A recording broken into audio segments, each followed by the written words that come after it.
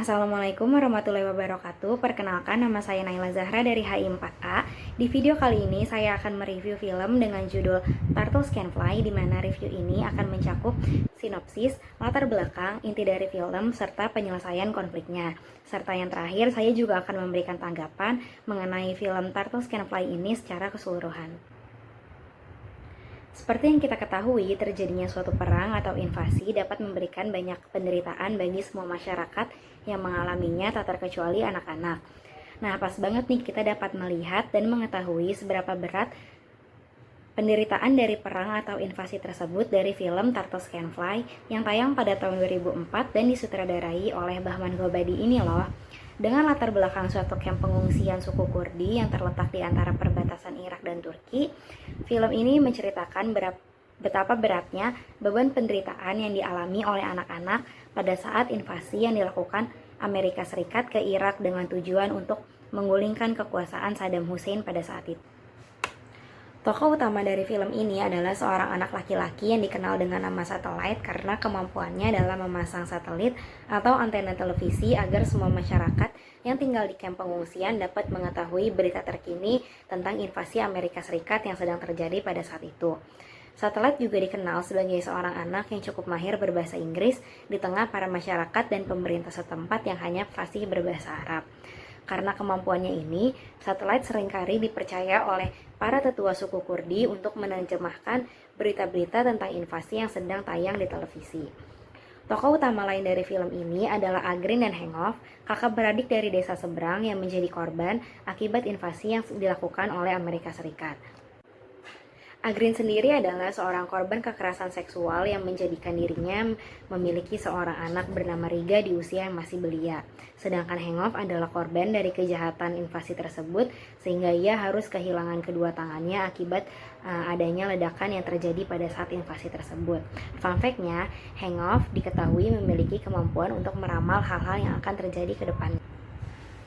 Inti dari film Turtles Can Fly ini lebih membahas mengenai kondisi yang dialami anak-anak sebagai akibat dari invasi tersebut, di mana digambarkan anak-anak harus mencari ranjau yang ditanam di sekitar kamp pengungsian agar dapat dijual demi mendapatkan uang.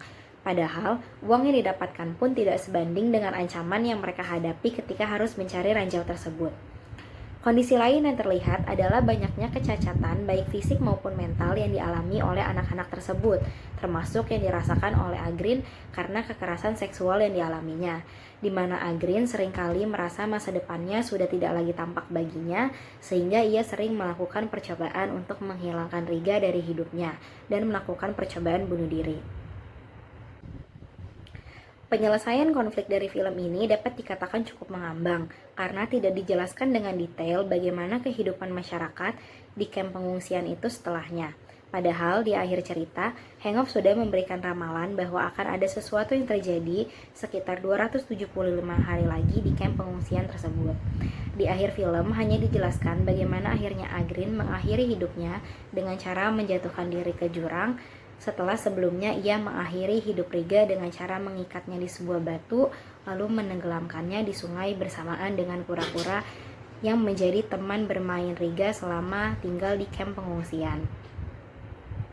Dengan ending seperti ini, saya dapat menyimpulkan makna dari judul Turtles Can Fly adalah kura-kura yang menjadi teman bermain Riga hakikatnya kan tidak bisa terbang, tapi pada akhirnya kura-kura tersebut dapat terbang ke tempat yang jauh di atas sana bersamaan dengan jiwa Riga yang ikut pergi meninggalkan kehidupannya yang sangat berat di dunia.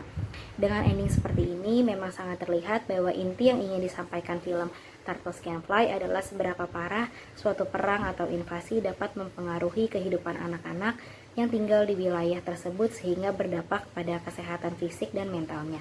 Keterkaitan film ini dengan bacaan saya di video sebelumnya, yaitu di Appropriate Distribution of Power, terlihat dari setting film ini yang menunjukkan kondisi invasi yang dilakukan Amerika Serikat ke Irak karena adanya dugaan bahwa Irak memiliki senjata pemusnah massal. Dengan adanya hal ini membuat Amerika Serikat merasa bahwa keberadaan senjata pemusnah massal tersebut dapat mengancam kekuatan yang dimiliki Amerika Serikat dan mengganggu keseimbangan kekuatan di wilayah Timur Tengah. Hal ini sesuai dengan apa yang dikatakan Morgan dalam bukunya, di mana dalam konflik film ini, invasi yang dilakukan Amerika Serikat sebagai upaya untuk mencapai dan mempertahankan distribusi kekuatan malah menimbulkan banyak penderitaan bagi masyarakat yang tinggal di wilayah tersebut. Tanggapan saya setelah menonton film ini adalah sebaiknya negara dapat menyelesaikan apapun permasalahannya dengan negara lain dengan tidak menggunakan kekuatan militer. Meskipun dengan tujuan utama untuk mempertahankan kepentingan nasional negaranya, tetapi sebenarnya masih banyak cara lain yang dapat dilakukan seperti melakukan perjanjian diplomatik dan lain-lain. Hal ini dikarenakan jika sampai terjadi invasi atau bahkan perang, maka akan menyisakan banyak penderitaan bagi siapapun yang mengalaminya termasuk anak-anak yang tidak bersalah, di mana anak-anak tersebut pun juga tidak tahu menahu tentang penyebab dan kesepakatan perang seperti apa yang terjadi. Mereka hanya mendapatkan banyak trauma di masa kecilnya akibat dari perang ataupun invasi tersebut.